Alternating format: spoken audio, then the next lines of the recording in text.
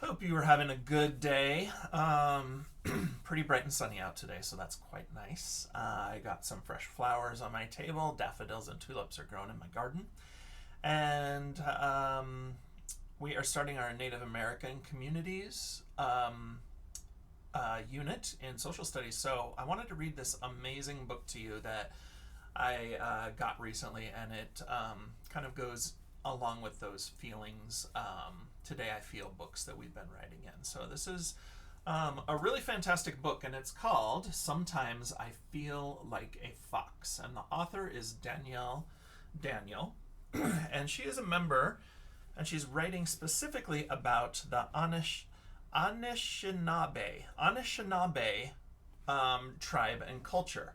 And that is a Native American clan in Canada and North America. And this is a picture of kind of where they're at. So right here you can see the edge of Washington, Oregon is here, Idaho.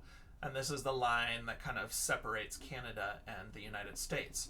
And so the Anishinaabe clan or tribe lives up in this area. So they live in Canada, they live around the Great Lakes, and they live through Montana, Wyoming, Illinois, all these kind of upper Midwest states in the United States. So that's where they are from. And we're going to read this book today, okay? So I have my copy here. You're going to be following along on the screen as I'm reading. All right. This is one of the images in the book. Oh, I'm going to make myself go a little further over here. There you go. You can still see me. I'm going to make sure that you get all that great book in there. Okay. So the images are really beautiful. She is, Danielle. Danielle is the author and illustrator, so she did both the writing and the drawing of the pictures. So there's a dedication inside right here. This book is dedicated to Owen. You will always be my little dear. It is also dedicated to the thousands of Métis and Aboriginal children who grew up never knowing their totem animal. Okay. And there's a note from the author, so let's read and listen closely. The word totem or doodem in Anishinaabe means clan. In the Anishinaabe tradition, everyone belongs to a clan, which is decided at birth, and it is usually the same as their fathers. This totem animal symbolizes the skills that each member of the clan must learn to serve their tribe. People from the same doodem are considered brothers and sisters and cannot marry, but they have a collective duty to care for one another. Animal totems continue to be an important part of being Anishinaabe. Animal totems are also known as animal guides. In my book, a selection of totems acts as guides to help children identify with the positive characteristic traits of animals that may be familiar to them. Although children may associate with different animal guides throughout their lives, it is commonly believed that one animal acts as their main guide. This connection can be shared through physical interaction, dreams, mutual characteristics, or personal interest. The animal instructs and protects the child as they experience the physical and spiritual life. Totem animals remind us that all living organisms are part of the same cycle of life. So that was just a nice little introduction from the author about totem animals and how they are represented in Anishinaabe culture. So let's keep that in mind as we're reading. Sometimes I feel like a bear, strong and confident. I stand tall and growl and protect those around me. Sometimes I feel like a deer, sensitive and kind. I listen to the sounds in the distance and prance through the forest. Sometimes I feel like a beaver, busy and purposeful.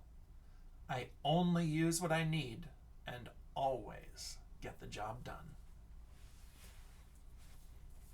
Sometimes I feel like a butterfly, delicate and free.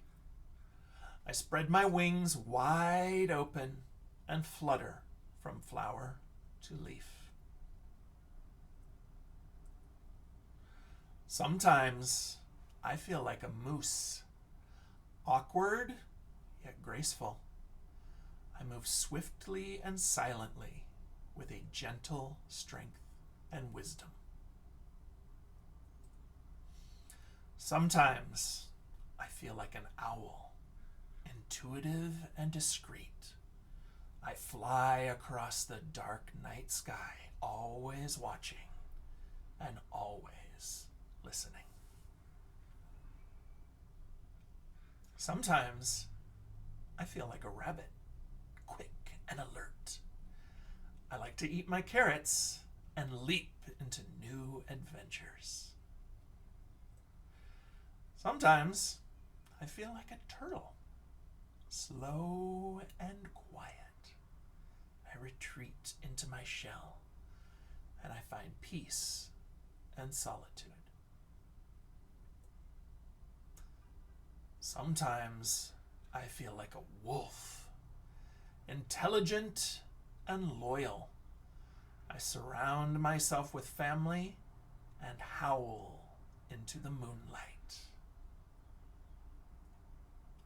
Sometimes I feel like a porcupine, innocent and curious. I have a big imagination and I know how to protect myself. Sometimes I feel like a raven, dark and mysterious. I am both messenger and secret keeper, and I help bring light from darkness. Sometimes I feel like a fox, sly and sharp.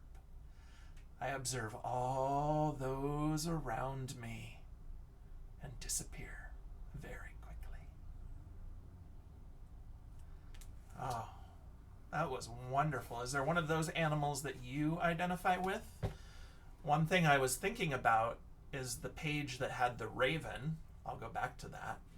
Do you remember when we read Raven, a Trickster Tale in class, and we learned about Raven? Dark and mysterious, both a messenger and a secret keeper. And Raven here helps bring light from the darkness. Do you remember that connection to Raven? What did Raven bring? You're right. Raven brought the sun from the box into the darkness and he filled it with light. So totem animals and their meaning, let's look at this. Bear, which is here, means brave. Deer, they are loving. Beaver is very determined, meaning he wants to get the job done. Butterfly is vulnerable, meaning very delicate and you have to handle them carefully. Moose, which is here, very strong. The owl is wise. The rabbit, very creative. And the turtle is patient. The wolf is very loyal. And the porcupine is curious. The raven is truthful. And the fox is clever. What is your totem animal? Where do you identify in these? Maybe you're another kind of animal. So as I said, in Native American culture, they often bring nature and earth and us all together. We're all connected. And that's why they have totem animals as a signal that they are a part of the world around us. They're a part of the community. Native Americans consider themselves a part of the animal community, the plant community, and they're very important in their lives and their spirituality with their meanings and their significance. So I hope you liked that story. I thought that was really fun. If you want, you can watch it again. I thought this was a beautiful story, or come back to it another time. All right. There is another video about a Native American Northwest tribe that you can watch. And otherwise, we'll see you next week with more social studies. Okay, adios.